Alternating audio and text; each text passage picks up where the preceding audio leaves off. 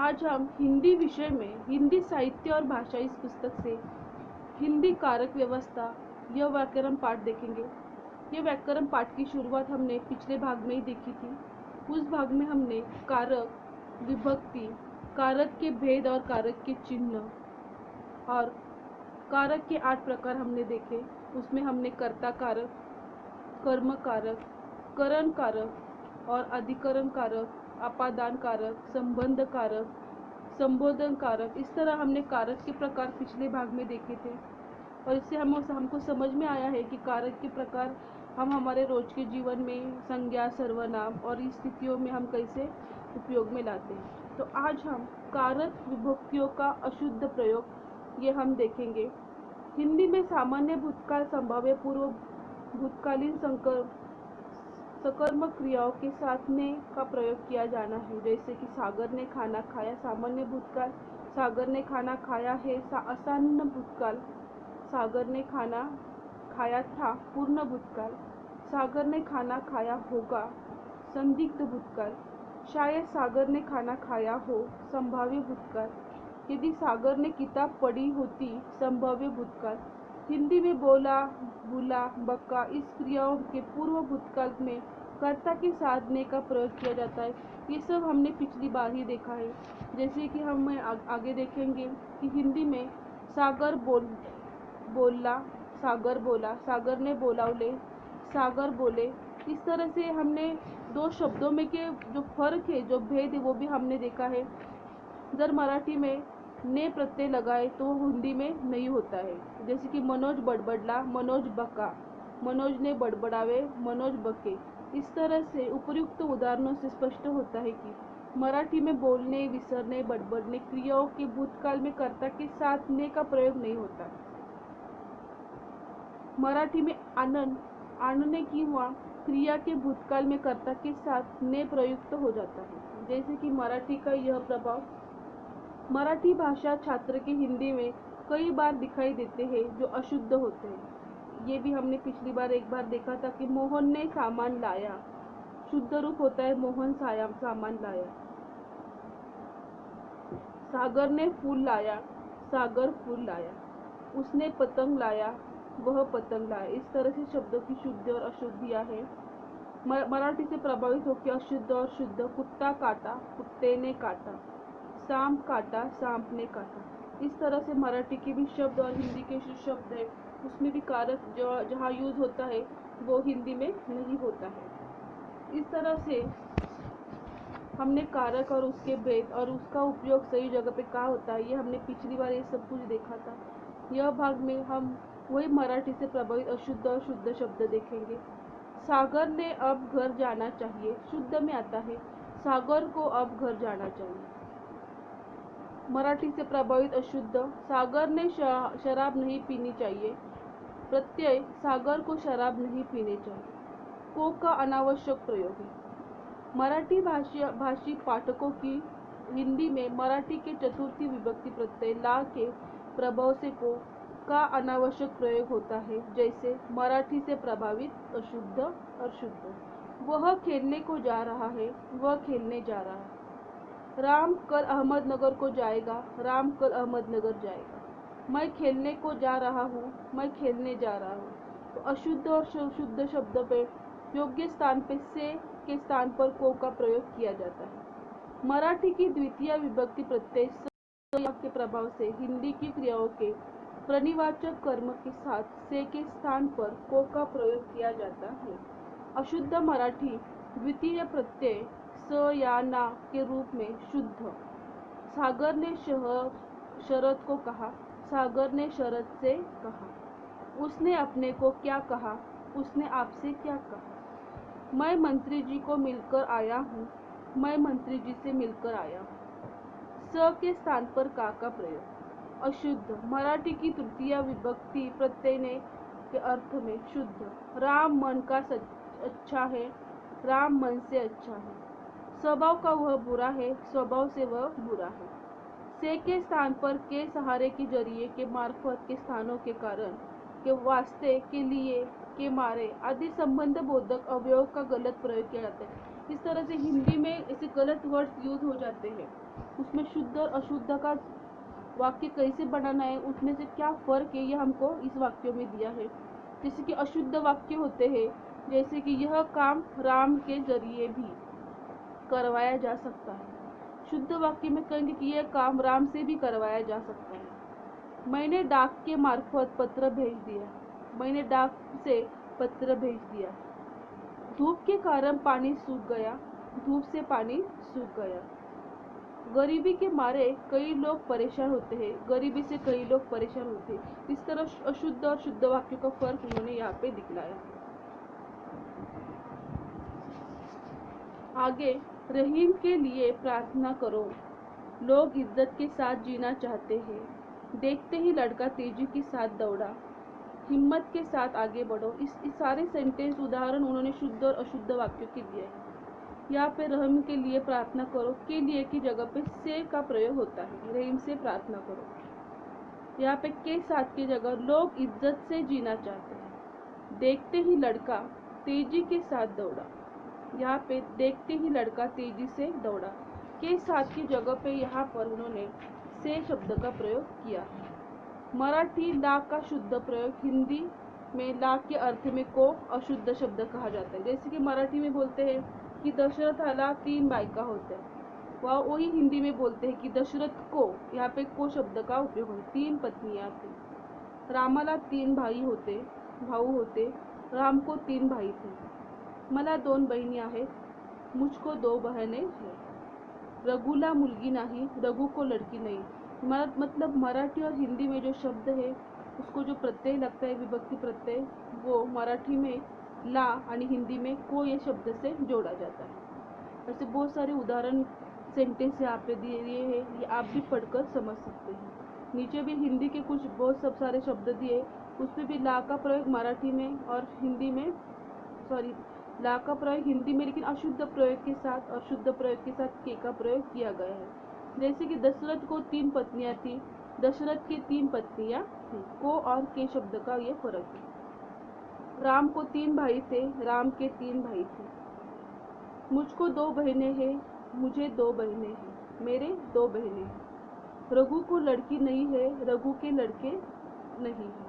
आदमी को 2 पैर होते हैं, आदमी के 2 पैर होते हैं। इस तरह शुद्ध और अशुद्ध भाषा उन्होंने अपने सामने प्रस्तुत की है।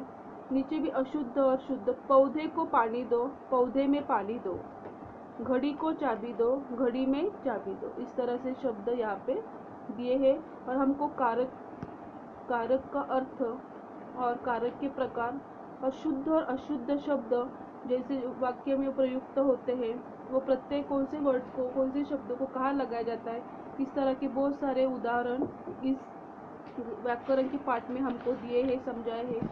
ये पाठ भी तुम एक बार पढ़ सकते हो और यह पाठ आप पढ़कर समझ सकते हो, जहाँ पे कारक की व्यवस्था अच्छी तरह से शुद्ध और अशुद्ध शब्दों के साथ हमको दी है। आगे हमें समुच्चारित भिन्न अर्थ वाले शब्द, जिसे हम शब्द युग्म कहते, वो दिया है। जैसे कि अभिराम, अविराम, अभिराम सुंदर, अविराम लगातार। दूसरा है अभिज्ञ, अनभिज्ञ। शब्द युग्म शब्द दिया है। समुचित शब्द में अर्थ वाले शब्द, मतलब उनका उच्चारण एक समान होता है लेकिन अर्थ भिन्न होते हैं। जैसे कि अभिज्ञ जानने वाला, अनभिज्ञ अनजान। यहाँ पे अनु और अनु, यहाँ पे अनु का मतलब होता है पीछे और दूसरे वाले अनु का मतलब होता है छोटा। चौथा अपेक्षा, उपेक्षा। अपेक्षा का अर्थ होता है तुलना में और तुलना में या इच्छा। उपेक्षा का अर्थ होता है अवहेलना। अली, अली, यहाँ पे अली का अर्थ होता है भौरा और अली यानी सखा, सहेली।